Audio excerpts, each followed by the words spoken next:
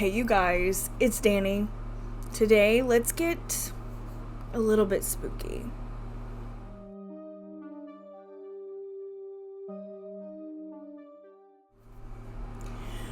So, our friend Tracy of this lovely community commented under one of my videos the other day and was like, am I tripping? Or did I see something about you doing a haunted story? And I was like, no, that wasn't me, but man, that would be a really good idea.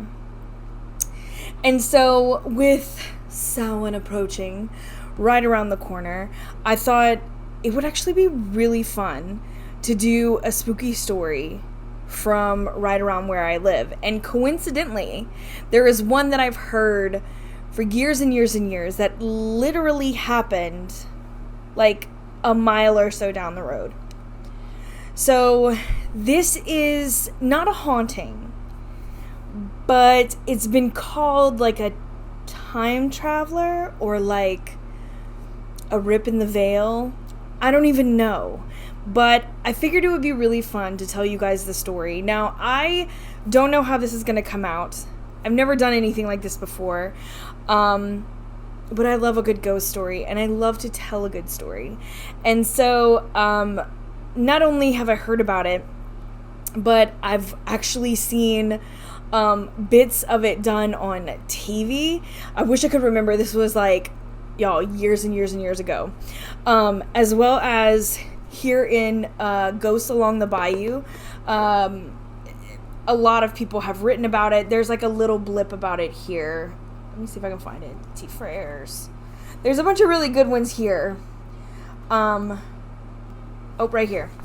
The Little Time Traveler. It's literally like a page. This is the rectory in Abbeville. That's not far from here either. But there's a little blip on it in here. I've read a few articles. It's a short story, but a creepy one and a fun one nonetheless. So let's get to storytelling. So let's set the scene. Okay.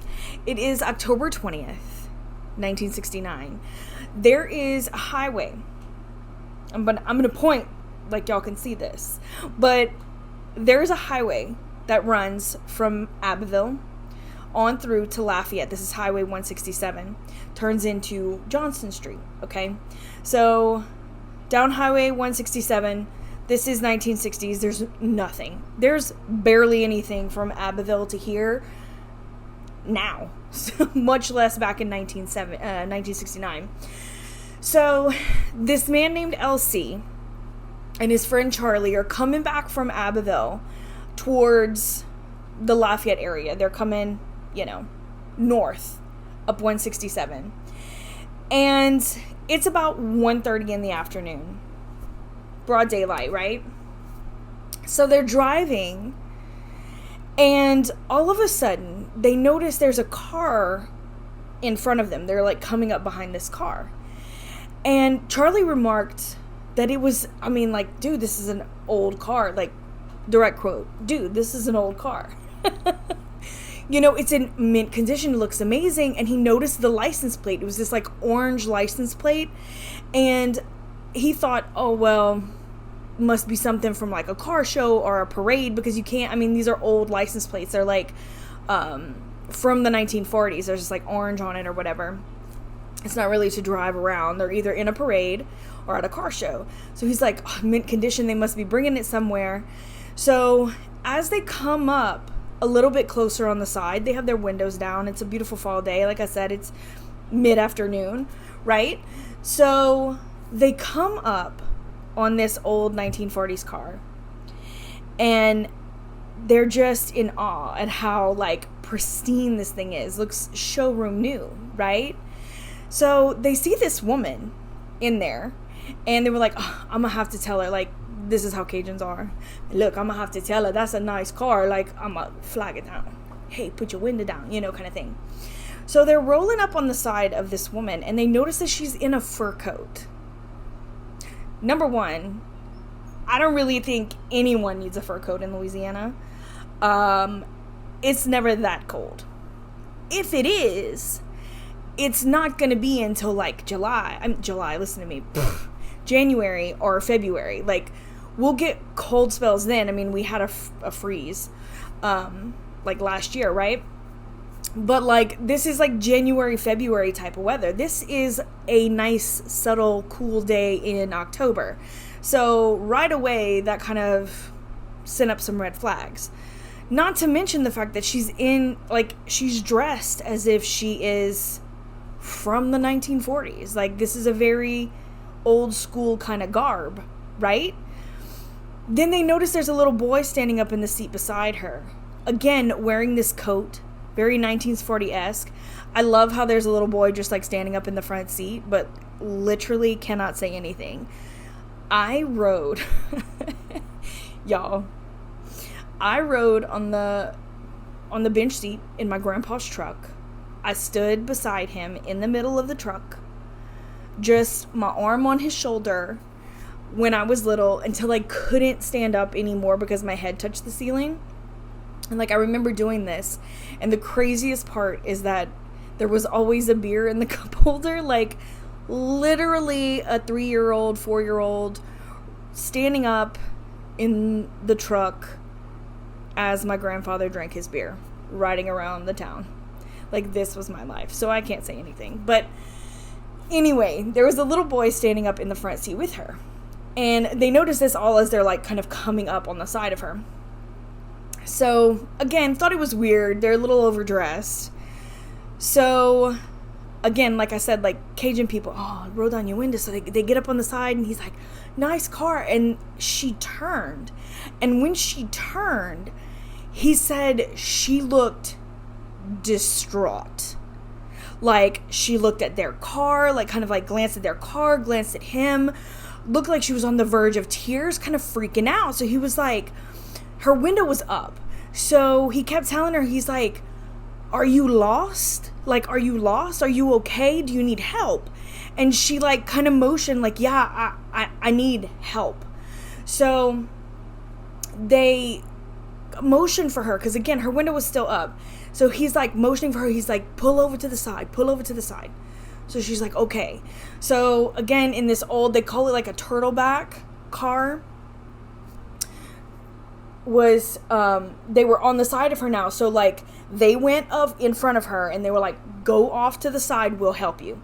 So she goes to pull off to the side. They pull up in front of her, and they pull off to the side of the road.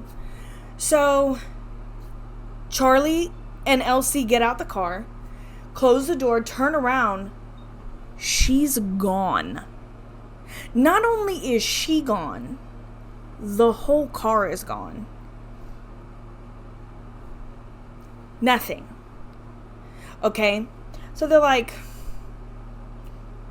did we miss something? Like, she just pulled off on the side of the road. Like, they literally just like went in front of her and pulled off to the side of the road. And like, she looked really freaked out. So they get down there looking, there's no side roads. There's no side road. There's barely, I think there's maybe 2 now. And that's because of, what are they called? Subdivisions. Words. Because now there are subdivisions in the area. So there's some that you can pull off now, but like, there's nowhere to go, right? Down 167 coming on this way. So there are no turnouts. There's no one that lives there at that time. There's like nothing. It just vanished. So they're standing there like they thought they were crazy. Well, all of a sudden, this guy pulls up. Don't know his name. But this guy pulls up going towards Abbeville. Freaking out. He like throws his car into park. He gets down. He's like, what just happened? And so they were like, did you see that car? And he was like, I saw her pull off and then vanish. He's like, it literally just vanished in front of my face. And he's like freaking out. So they were like, okay, listen, we didn't see it because we were pulling in front, but like, she's gone. So obviously we're not crazy because you saw it too. So they start looking around. They literally walking in the grass, trying to see if there's maybe a, like a ditch that she went into, or if there was a side road or something that they missed. Nothing. Vanished, right? So this third guy is freaking out. And he's like, maybe we should call the police, whatever. And they're like, call the police for what? Like, they're gonna think we're crazy. You know? Like, what are we gonna tell them?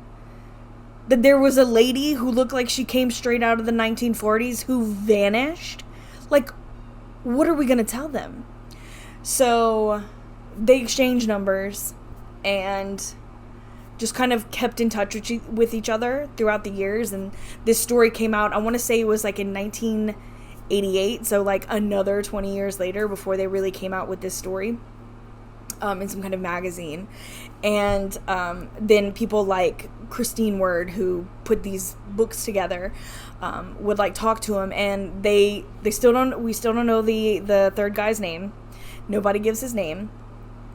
But Elsie and Charlie have spoke about it, and they still don't know what happened, but they have each other. And like they said, like throughout the years, it was just like, did this really happen? Yeah, it really happened. I saw it. You're not crazy. So people have always wondered. I haven't heard of anything else happening down 167 except for my own personal experience, but that was because there was an accident there, and so I feel like it's haunted in some areas, but I think that's only because of like tragic deaths that happen along the way, especially this one spot. But as far as for paranormal happenings and anything like this ever happening again, no one has ever said anything. No more mysterious cars from the 1940s. And so we have no idea what happened, if there was a glitch in time, if there was a parallel universe that somehow came into our world. We don't know. So is there some sort of rip along Highway 167? We don't know. But that is the story of the time traveler of Abbeville. So I hope that you guys enjoyed this spooky little story, and I hope that you all have a safe and happy Halloween, a blessed Samhain, and we will talk very soon. I'm sending you all my love. Mwah. Later, Gators.